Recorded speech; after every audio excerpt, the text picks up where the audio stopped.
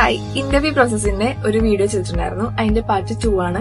കഴിഞ്ഞ വീഡിയോയില് 10th last mail വരുന്നവരാണ് പറഞ്ഞു നിർത്തിയത്. അപ്പൊ അത് കഴിഞ്ഞിട്ട് എനിക്ക് 16th മെയിൽ വന്നത്. അതിൽ ഇന്റർവ്യൂവിന്റെ ഡീറ്റെയിൽസ് ആയിരുന്നു, സ്ഥലം, ടൈം, അതേപോലെ ഡ്രസ് കോഡ്, പിന്നെ അന്നത്തെ അജണ്ട എങ്ങനെയായിരിക്കും, അങ്ങനെയുള്ള കാര്യങ്ങളൊക്കെ പറഞ്ഞിട്ടൊരു മെയിൽ. പിന്നെ നമുക്ക് അതിൽ AM ഷിഫ്റ്റ് ആണോ PM ഷിഫ്റ്റ് ആണോ എന്ന് ചൂസ് ചെയ്യാനുള്ള ഒരു ഓപ്ഷനും കൂടി ഉണ്ടായിരുന്നു. പിന്നെ 24th ഒരു മെയിൽ വന്നു. അതും ഏകദേശം സിമിലർ തന്നെയാണ്, ഈ ഒരു ഷിഫ്റ്റ് കൺഫേം ചെയ്തിട്ടുള്ള ഒരു മെയിൽ.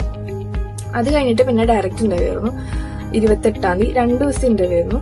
ഫസ്റ്റ് ഡേ നമുക്ക് ഒരു കോമൺ സെക്ഷൻ ആയിരുന്നു. ഫസ്റ്റ് എങ്ങനെയാണ് ഈ ഒരു ഇൻട്രോ കാര്യങ്ങൾ, ഇന്റർവ്യൂ, അന്നത്തെ അജണ്ട, അങ്ങനെയുള്ള ഡീറ്റെയിൽസ് എല്ലാം പറഞ്ഞിട്ടൊരു സെക്ഷൻ. അത് കഴിഞ്ഞിട്ട് പിന്നെ 1-on-1 ഒരു ഫേസ് ടു ഫേസ് ഇന്റർവ്യൂ. 3 പേരുണ്ടായിരുന്നു ഇന്റർവ്യൂ എടുക്കാൻ. അപ്പൊ അതില് മെയിൻ ആയിട്ട് ചോദിച്ച ക്വസ്റ്റ്യൻസ് എന്ന് വെച്ചാൽ, ഒന്ന് ഒരു self intro kind of question ആയിരുന്നു. പിന്നെ നമ്മുടെ പ്രീവിയസ് എക്സ്പീരിയൻസിനെ പറ്റിയിട്ട് ചോദിച്ചു.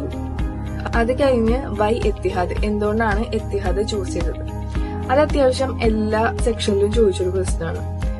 അതേപോലെ തന്നെ പിന്നെ ഇതിനകത്ത് മെയിൻ ആയിട്ടുള്ളൊരു ടാസ്ക് എന്ന് പറഞ്ഞാൽ, കുറച്ച് കാർഡ്സ് എടുത്തിട്ട് ഇങ്ങനെ മറച്ചു വെച്ചിട്ടുണ്ടായിരുന്നു. അതിനകത്ത് നമ്മളൊന്ന് സെലക്ട് ചെയ്യണം. അതിനകത്ത് എന്താണോ ടോപ്പിക് അതിനെപ്പറ്റി സംസാരിക്കണം.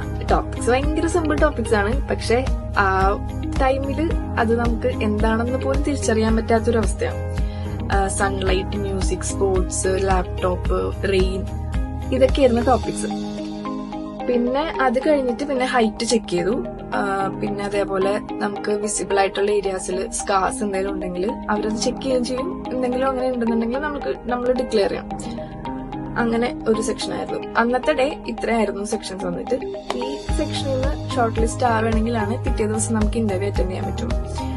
അപ്പോൾ ഈവനിങ് ആവുമ്പോഴേക്കും ഒരു മെയിലൂടെ വരുമെന്ന് പറഞ്ഞു, എന്താണ് അവസ്ഥ എന്നുള്ള ഒരു ഇത്. അപ്പൊ അടുത്ത പാർട്ടോടെ ഇത് കംപ്ലീറ്റ് ചെയ്യാം.